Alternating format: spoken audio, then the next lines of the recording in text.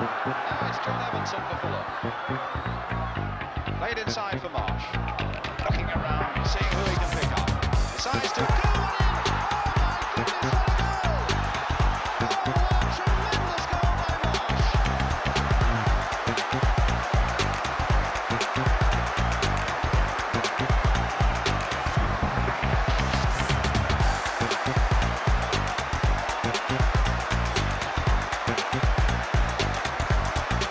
Hello there and welcome back to Legends Lounge. We're in the Legends Lounge today with Roy Hodgson and Les Strong, two international managers. It keeps making me laugh, that does.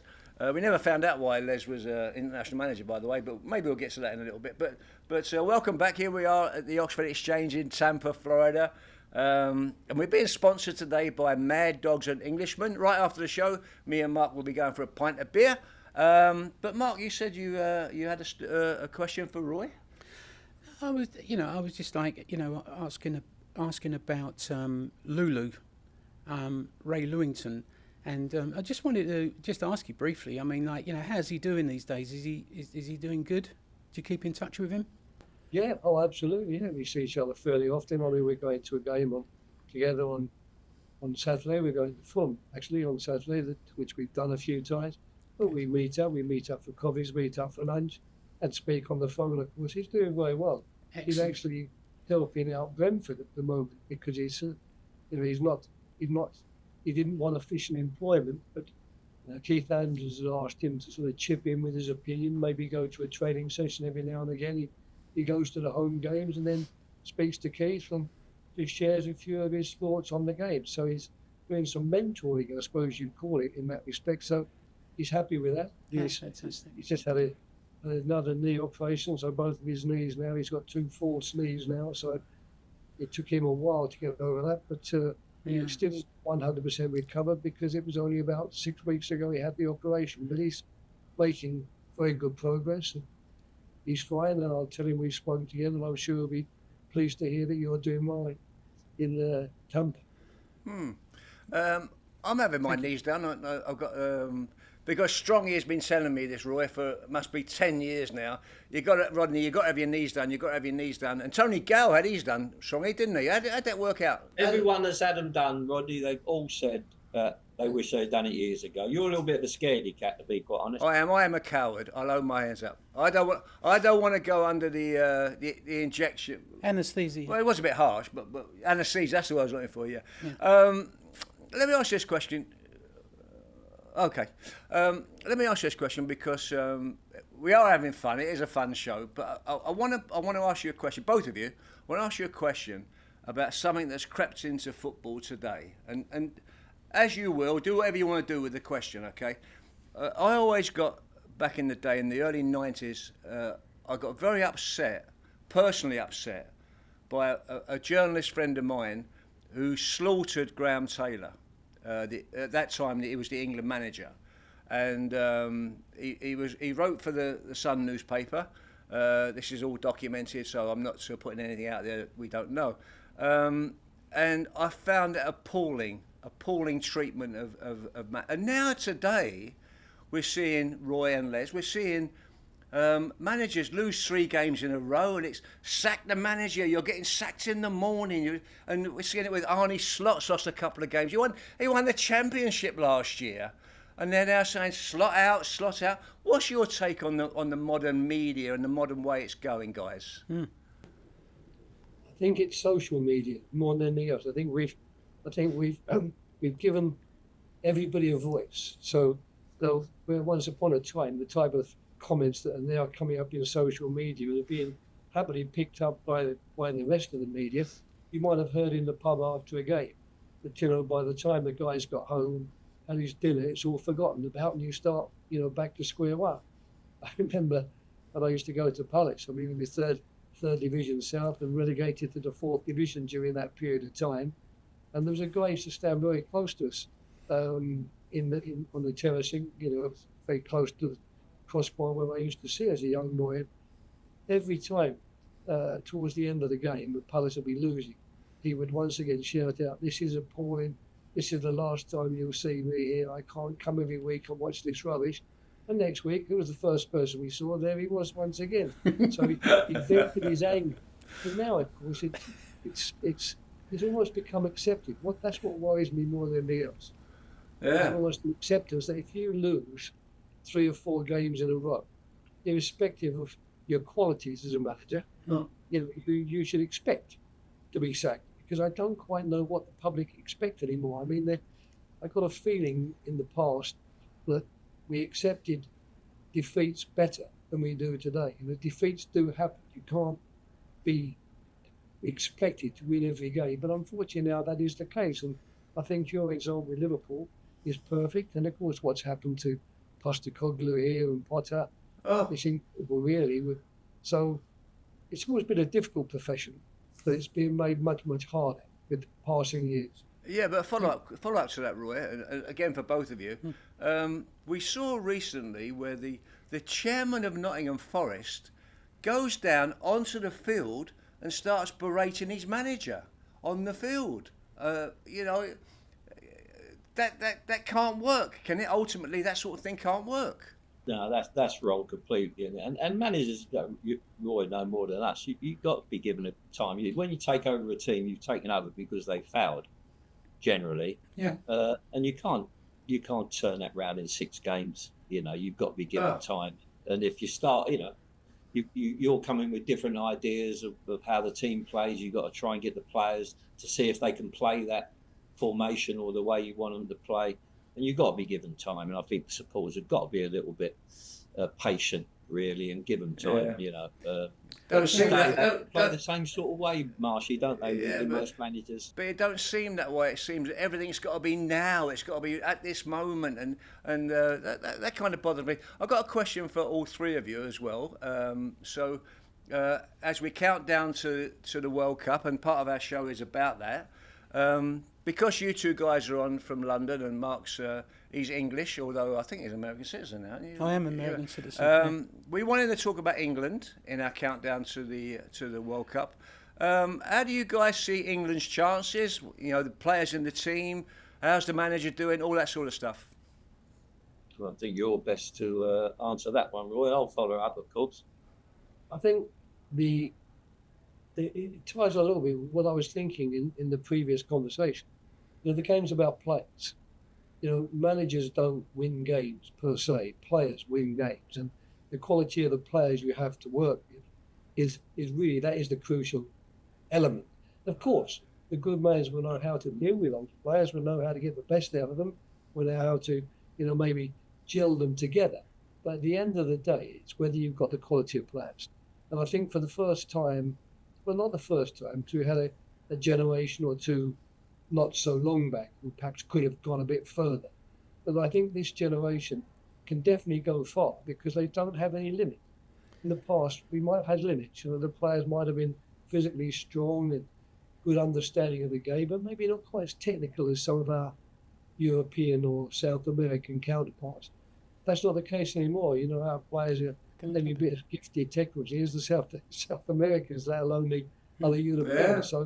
So I think that this is another good opportunity. But once again, and I know there's only 2 worlds, international football, that is more hazardous than club football. In club football, you get a long number of games and you're judged over those, whereas in actual fact, it's all about the World Cup and the Euros or the South American Championship when it comes to international football.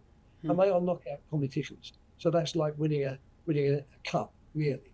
And that's when you can really hark back to the hazards that you're always going to get. For example, you might, all teams are very dependent on 1 or 2 players. Let's be fair about it. You take this player out of that team and that player out of that team, it makes a big difference to what the team can do. In a competition, you might lose that player for the final. Yeah. Because if it's a final you could have won, you lose. So I think I just would like to see the pundits talking a little bit more in those terms and making certain the public don't imagine there's some magic that this manager's got and that manager hasn't got. And his magic is going to transform something which hasn't gone so well in the past to something just suddenly going to fly forward. It could do, but only if the players go. Yeah, got it. You want to? understand? Yeah. So, You see, it's a game. It's not science. Yeah. Balls hit crossbars and bounce out. Goalkeepers make wonderful saves. We can all analyse games afterwards and say, well, we could have won that game if only this. But it's the if only that makes football what it is, or makes the sport so interesting. Plus, we got referees that might make a bad decision or a good decision, and all. Yeah. Exactly. Yeah.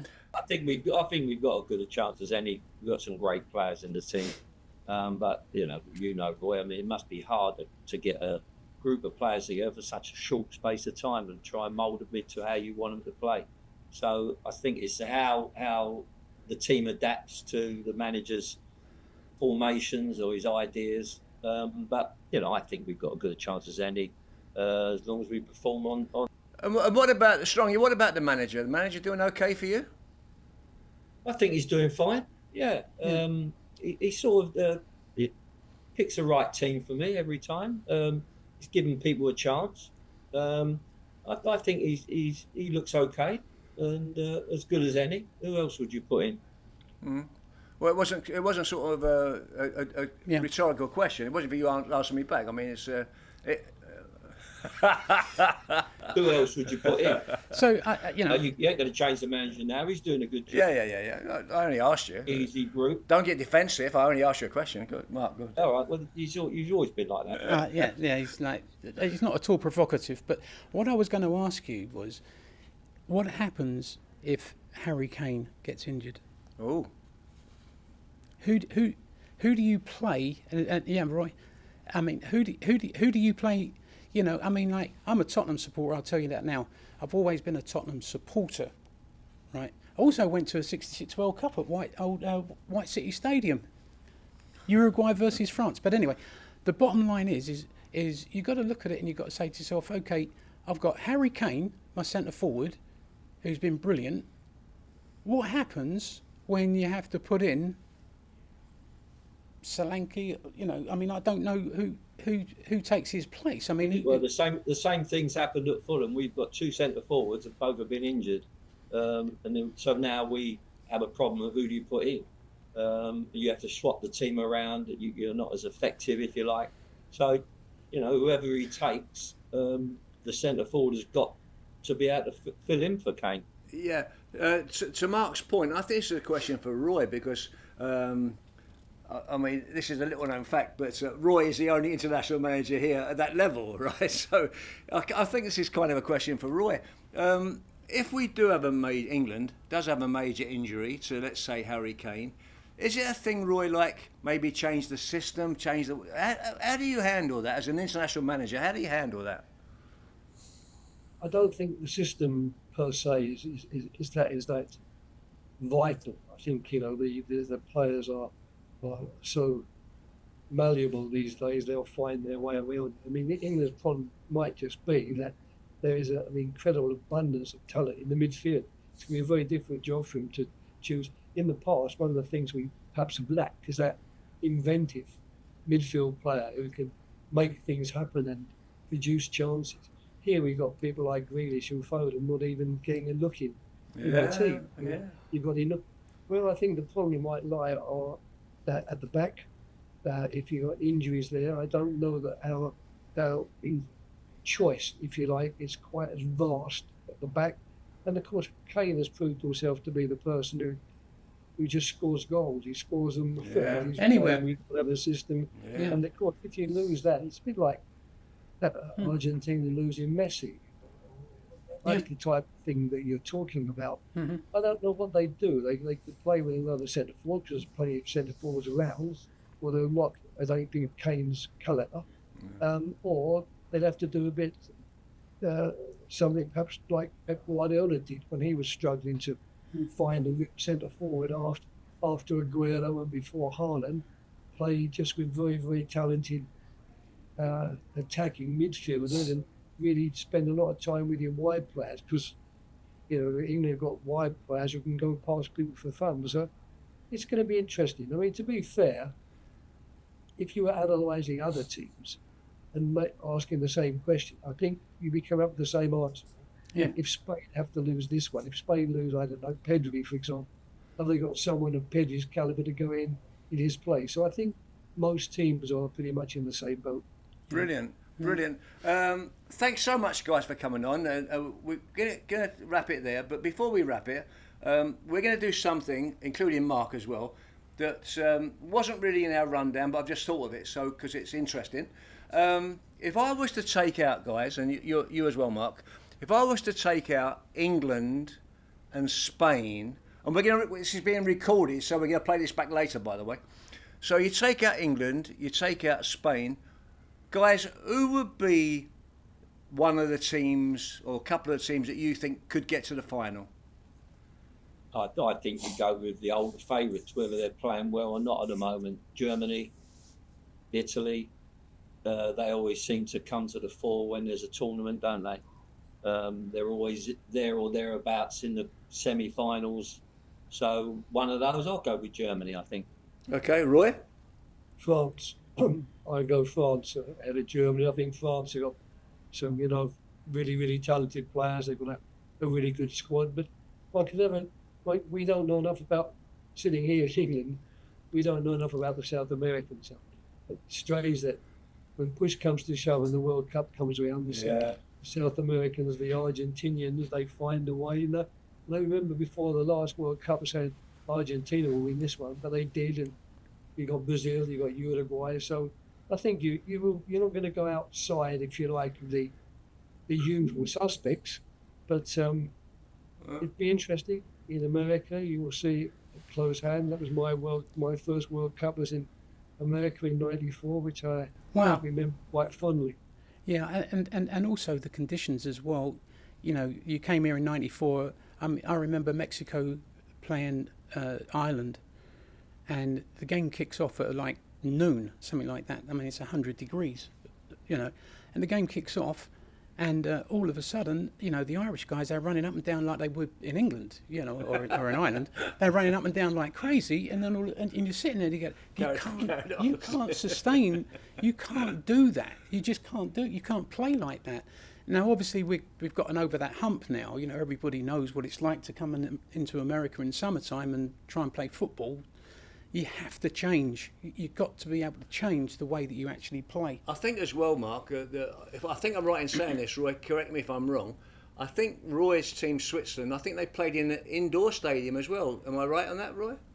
Yeah, the conditions were very bad. We played in the Silverdome in Detroit. I think it was about 36, 37 degrees outside, so you can imagine what it was like inside the stadium where they'd rolled a grass pitch in there. And then we got sent to Palo Alto.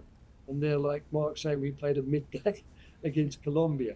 So that wasn't ideal because, again, I don't think we were clever enough to modify our tactics, our running. We played in the same way. And, of course, the Colombians were much shrewder, if you like, in terms of playing under those conditions. But the teams this year, they'll be so well prepared. I mean, you can't compare the preparations that we had and the help we had to prepare in '94 with how it is today. You've got to staff, you need 2 buses because you need one bus for your team and at least one more bus for the staff, maybe 2. and another bus full of Gatorade. So you've got to just keep on drinking fluid all day long. That's a good point because I went to a Manchester City game 2 years ago. And there was more people in the buses than there were in the stadium. It was massive. I was going to wrap the show there, but I changed my mind because I can do. And I've got one final question for you. One final question. What do you guys, including you, Mark, as well, please? Thank you. What do you guys think about playing the World Cup in 3 different countries? You go first, Roy. Yeah, I think that's taking advantage, I suppose, of 2 things. It's taking advantage of the international transport system we have now, which wouldn't have been a possibility until the last 10, 15 years perhaps. And also it's spreading out, if you like, a little bit the world from the enjoyment that people are going to get from World Cups. You can see it, more people can see it closer at hand than if it was just one country. But I suppose I'm something of a tradition. I think it's quite nice that a country gets awarded the World Cup and that country's got 4 years to prepare, and the people in that country can really prepare for it. And I think you as well as a manager qualifying for the World Cup, I'm going to America, we're going to Brazil, that's where it's going to be played. And what are we going to do getting from Brazil to Argentina or Colombia? We had it in the Euros, it worked out okay, we stayed in Poland and we played in Ukraine and didn't play in Poland. Yeah, no, we didn't play in Poland. We stayed in Poland. Played in the Ukraine. What's the other country? So when you were the England manager, you played in different countries in the tournament, like they're playing now, because Les, it's in Canada, it's in Mexico, and it's in the USA. What's your take, Les? Well, I lived in Philadelphia for 7 years. Well, that doesn't help us, really, does it? They'll know how vast the country is. I sort of think it's not a bad idea. I mean, it gives more countries and more people in the countries a chance to see it. It's going to be massively expensive for supporters, I know that. Flights, hotels are already probably being booked up now. Ticket prices will be astronomical. But, spread it around, why not? I know the Americans would do a fantastic job on it. So I hope the others will equally. But I think spread it around, I think it's a good idea. I mean, I like the idea of one country getting it, as Roy said.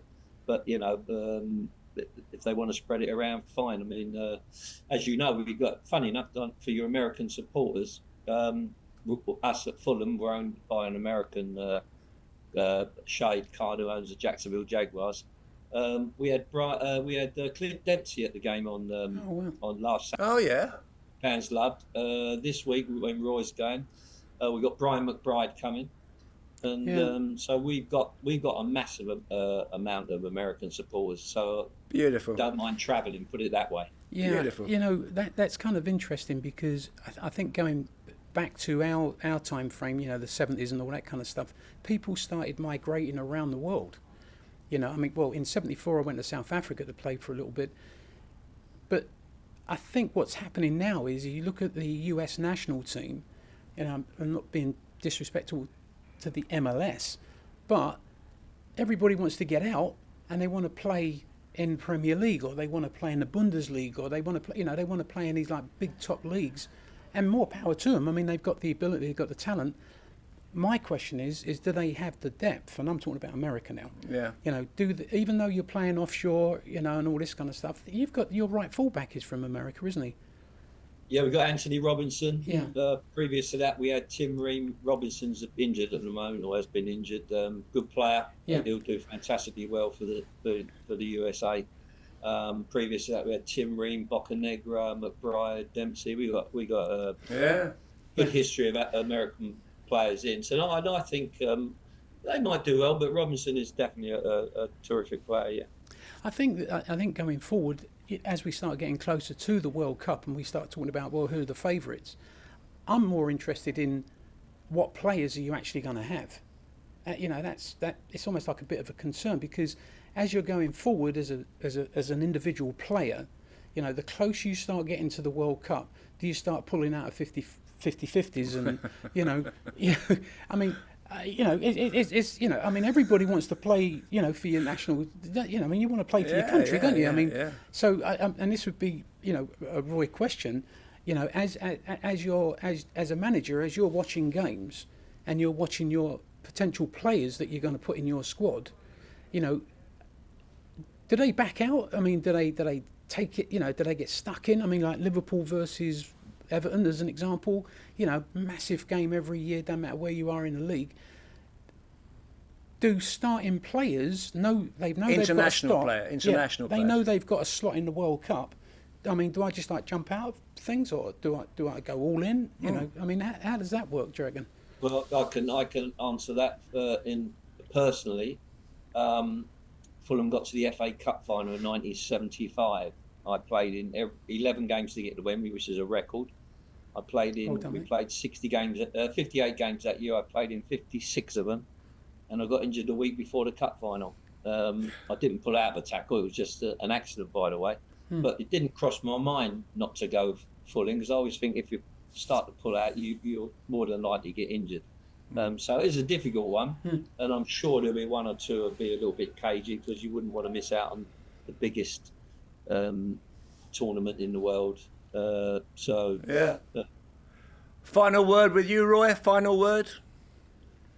Well, I think you can never prove those things anyway, really. I think it's luck plays such a big part. I think you might have said it right at the beginning, Rodney, that there's an element of luck involved in football.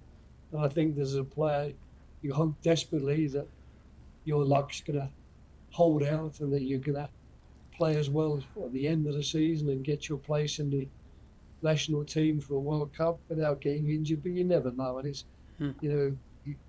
the history books are littered with players really missed out, unfortunately, through sheer bad luck. That's important times, but it's part of the game. The game is what it is. It's a game that we all love, and obviously, you've got a big following there in America for people obviously interested in both American football, the US, MLS, and of course probably in their other countries. So it'd be exciting. I just hope that the players get the credit that they deserve, and let's hope we get some decent pundits on there who are a little bit sympathetic to players, because it annoys me very much to hear people saying you should have scored there, because I'm not quite sure sometimes that goal chance was as much of a chance as someone likes to make it sitting high up in the stand. I always remember. Thanks very much, guys. By the way, I always remember a journalist talking about Frank Lampard after he missed a penalty in front of 60,000 people on how he would have taken it, Roy. So I think, exactly. Okay, those are the words, and thank you so much for coming on the show today, Les Strong and Roy Hodgson. Thanks very much. My thanks as well to Mark Lindsay. Oh, you got something before we go? I just want to say it's a great honour for me personally to be able to meet both of you guys. It's great career, Les. Thanks very much.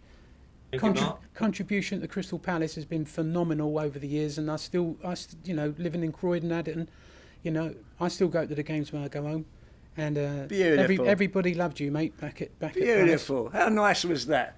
Thanks very much, guys. That's a wrap for our show today. Thanks, everybody. Yeah, thank you. Okay, Rodney. Speak to you later. Bye, Mark. Nice meeting you. See you when you come home. Nice meeting See you too, guys. Les. Take care, mate. And our thanks to Mark Lindsay as well, and to our production team, and Joanna Olszewski is our producer. Mark and I now are off down to the Mad Dogs and Englishmen pub for a pint of beer. We'll see you next time on the Legends Lounge. Thanks very much. Bit early in the day.